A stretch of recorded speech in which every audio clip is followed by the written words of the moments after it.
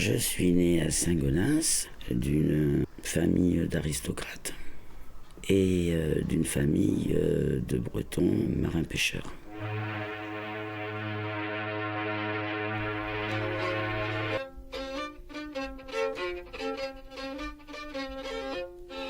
Mon grand-père a été un des derniers Cap-Ornais.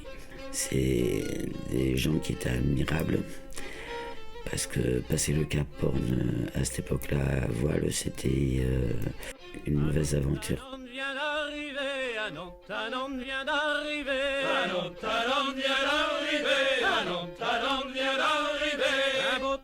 C'était de La Rochelle ou de Brest pour aller au Chili pour ramener les marchandises. C'était un métier très dur mais très passionnant.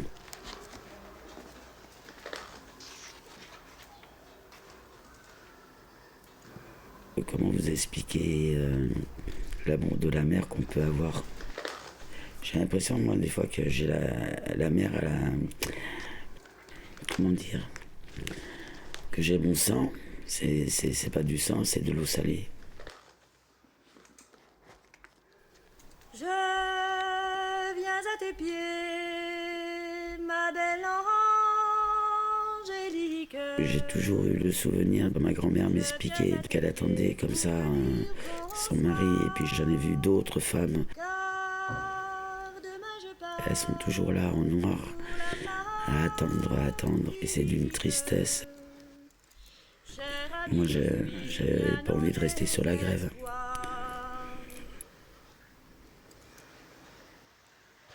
Un jour, on va au 14 juillet à Paris, et là, j'ai vu les marinettes défiler. Et ça a été un flash. Le seul problème, c'est que bon, donc le Victor a dit bah non, les femmes marines marchandes, ça le fera pas. Bon, je vous parle de ça, j'ai plus 20 ans.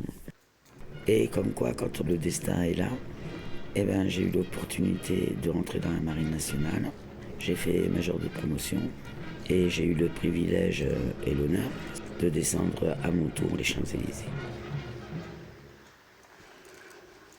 Ça a été un des premiers endroits où, même si on n'était pas nombreuses, donner l'égalité des chances et la parité au niveau salaire.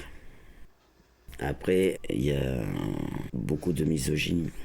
À cette époque-là, l'armée, c'était réservé aux hommes. Et puis surtout la marine, une femme embarquée portait malheur.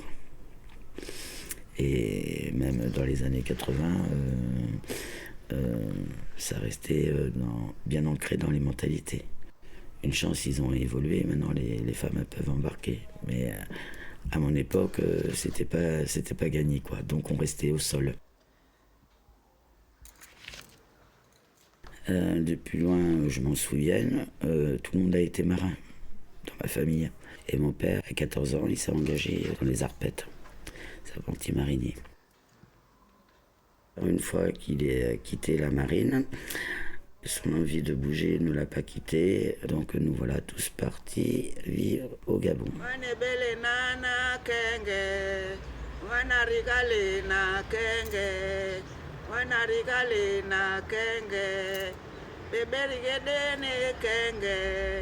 Donc on est arrivé à Libreville, je devais avoir dans les 11 ans.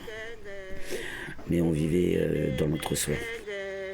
Que les blancs avec les blancs, les noirs avec les noirs, et il y avait très peu de communication à part à l'école. Et encore, c'était un peu compliqué.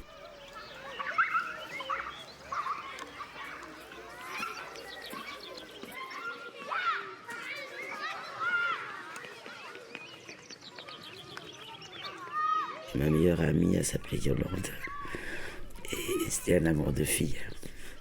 Et quand j'ai su qu'elle était obligée d'aller se marier à 14 ans, ça a été très compliqué. Et ces femmes-là, elles n'ont pas la vie facile. C'est un autre monde. La mère supérieure, elle prenait la chicotte pour les taper, si elles n'obéissaient pas. Je crois que c'est de là que j'ai commencé à ne pas aimer la justice. Après 2 mariages qui n'ont pas fonctionné, j'ai fait une rencontre d'un homme qui était complètement différent de mon milieu et qui venait de la famille Tsigane.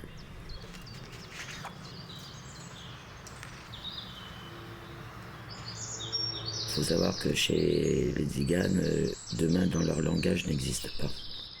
C'est des gens qui vivent au jour le jour. Aujourd'hui arrive ce qui arrive, demain arrivera ce qui arrivera.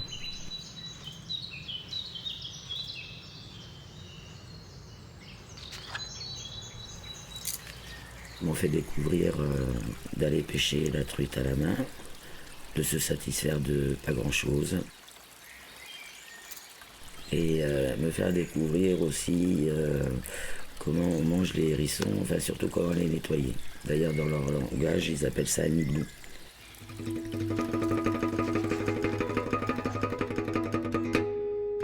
Bordeaux, Paris. Où est-ce que je suis allé après? Là. Après je suis remonté par là-haut. À l'âge de 22 ans, j'ai découvert Montségur. Ça m'a fait tilt. Je dis, soit je finirai ma vie au bord de l'océan, ou soit ce serait en Ariège. Et puis maintenant, me voilà ici. Terre courage. J'aime bien ce terme-là. Je suis pas ariégeoise, mais aussi de cœur, je pense.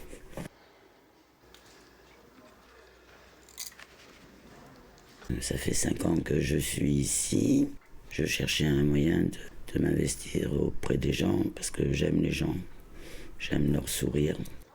Je me suis mise comme bénévole au Secours populaire.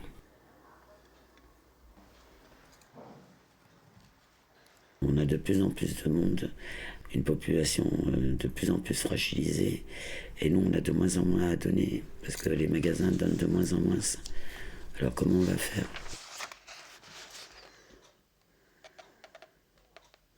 J'ai 2 modèles dans ma vie. Louise Michel.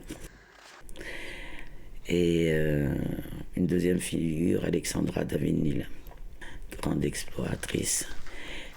La première femme à rentrer dans Lhasa au Tibet. Je collectionne les tortues et j'ai eu la chance que mon fils m'en offre une en vrai. Il s'appelle Michael Angelo.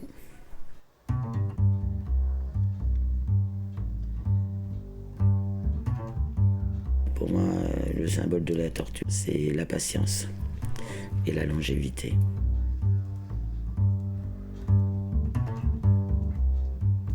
Ce que j'enseigne à mes enfants et aux autres en général, c'est que pour construire quelque chose de solide, il faut de la patience.